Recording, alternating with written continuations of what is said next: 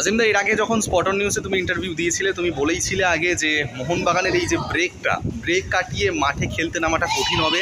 সেটাই হলো। জামশেদপুরের সঙ্গে যখন প্রথম লেগে সেমিফাইনালে ওদের ঘরের মাঠে নামলো, 2-1 পরাজয়ের সম্মুখীন হতে হয়েছে। এরপরে সেকেন্ড লেগ রয়েছে, সেকেন্ড লেগে যুব ভারতীতে ঘরের মাঠে সমর্থকদের একটা সাপোর্ট পাবে। দুজন গুরুত্বপূর্ণ ফুটবলার জামশেদপুরের স্টিফেন ইজে, আশুতোষ মেহতা কাঠ সমস্যার জন্য খেলতে পারবে না। এটা কতটা মোহনবাগান কাজে লাগাতে পারবে আর কিভাবে দেখছো পুরো বিষয়টা তুমি? দেখো, প্রথমেই আমি বলেছিলাম যখন ওরা ব্রেক দিচ্ছিল, আমার একটাই কথা ছিল, দেখো অ্যাজ এ এক্স ফুটবলার, আমি আইএসএল খেলিনি, কিন্তু একটা তো এক্সপিরিয়েন্স আছে। এক্সপিরিয়েন্স অনুযায়ী বলেছিলাম কি মোহনবাগান যেই রিদিমে যেই জায়গা আছে সেখানে যে ব্রেক দিল, এই ব্রেকটা ইন ফিউচার মোহনবাগান জন্য একটা প্রবলেম ক্রিয়েট হবে, যা লাস্ট ম্যাচে দেখা গেল।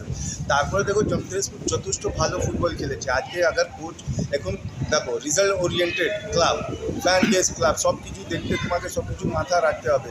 আজকে কেউ বলবে না কি মোহনবাগান হেরে গেছে, কী হয়েছে, everybody going to ask the coach কী হলো, এরকম রেজাল্ট হলো কেন কি এই যেই তোমার টেম্পো ছিল, ওই টেম্পোতে আমার মনে হচ্ছে এই টিমকে এক জায়গায় রাখতো, যে কোনো মানে আউট অফ কান্ট্রি সব এক জায়গায় থাকতো, একসঙ্গে ফ্যামিলি থাকতো, কিন্তু এই যে প্র্যাকটিস হতো এই ইনভলভমেন্টটা থাকতো, যেমনি জামশেদপুর করেছে। জামশেদপুর কিন্তু ব্রেক দেয়নি, ওরা কিন্তু কেন খালিদ জামিলকে আমি ভালো করে জানি, ও আমার সাথে খেলেছে, তা ও এইসব ব্যাপারটা খুব স্ট্রিক্ট। তো আজকে তুমি দেখো ওরা একটু সিরিয়াস ছিল, এক স্টেপ আগে গেল।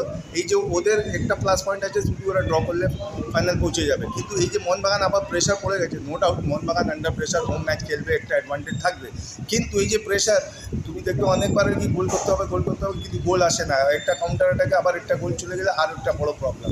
কিন্তু আমার যতটা মনে হচ্ছে এখানে ম্যাচ ভালো হবে, কিন্তু অত ইজিভাবে মোহনবাগান বের হতে পারবে না, যেভাবে ফার্স্ট লিগে মোহনবাগানকে মানে একদম আনবিটেন চলছিল, কোনো এমন টিম দেখা যাচ্ছিল না যে মোহনবাগানকে হারাবে।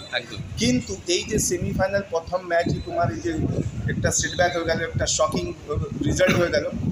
অলরেডি দেখো একটা সাইকোলজিক্যাল খেলা হয়, এই যে পুরো এখন সব player, each and everybody entire মানে ক্লাবের সব একটা লাস্ট মেম্বার বলো, ফ্যান বলো, সবাই এখন টেনশানে কি next match is very tough, any how we have to win. এই যে উই হ্যাভ টু উইন অনেক কম আউট হয়, কিন্তু তোমাকে আন্ডার প্রেশার স্টার্ট করতে হবে। তার মধ্যে আগে জামশেদপুর খেলাটা ধরে নিল, আমার আগার মনে করো জামশেদপুর 20-25 মিনিট খেলা ধরে নিল, তখন মোহনবাগান জন্য যেমনি টাইম যাবে তেমনি প্রেশারটা বাড়বে। তার টাইমে অনেক টাইমে হয়তো তুমি সাকসেস হয়ে গেলে, অনেক টাইম হয়তো তুমি সাকসেস হলে না।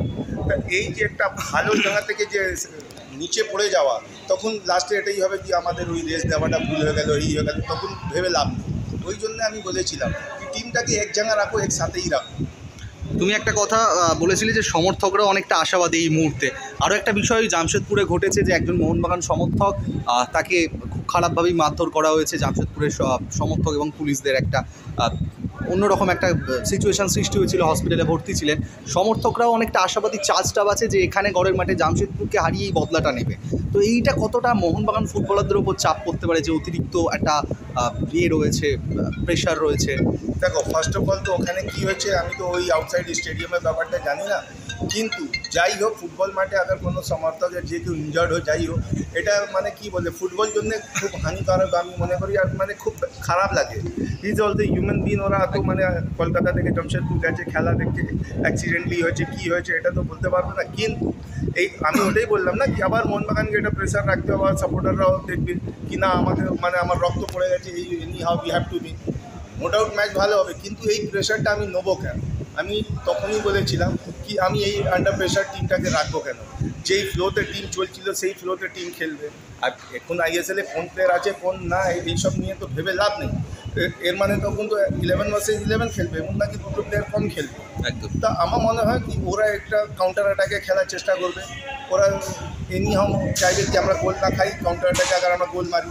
আর মোহনবাগানকে একটাই অপশন, তোমাকে কাউন্টার অ্যাটাকে তোমাকে তো ডু অ্যান্ড ডাই খেলতে হবে। কেন তোমার কাছে এবার মানে হারানো কিছু নেই তোমাকে পাওয়ার জন্য, তোমাকে মানে যেখানে তুমি 100% দিয়ে পেতে, এখন তোমাকে 200% তোমাকে এফোর্ট দিতে হবে ম্যাচটা বের করার জন্য।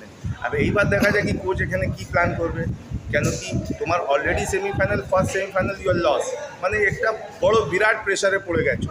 কেন যেই টিমটা আরামসে চ্যাম্পিয়ন হয়ে যেত, সেই টিমটা আজকে এই জায়গা পৌঁছে গেছে কি ওকে ম্যাচ জেতার জন্য এই প্রেশারটা রাখতে হবে, ওই প্রেশার করতে হবে, any how we have to win. এই যে any how we have to win, একটা মিস্টেক হতেই পারে, বিকজ মোহনবাগান অলসো ওর মধ্যে প্লেয়াররা কোনো ম্যাজিশিয়ান না, human being, anybody can make mistake. কিন্তু ওই মিস্টেকটা কতটা রেকটিফাই হবে, কী হবে, এটা ম্যাচ দিয়েই জানা যাবে। একদম, অসংখ্য ধন্যবাদ। Thank you.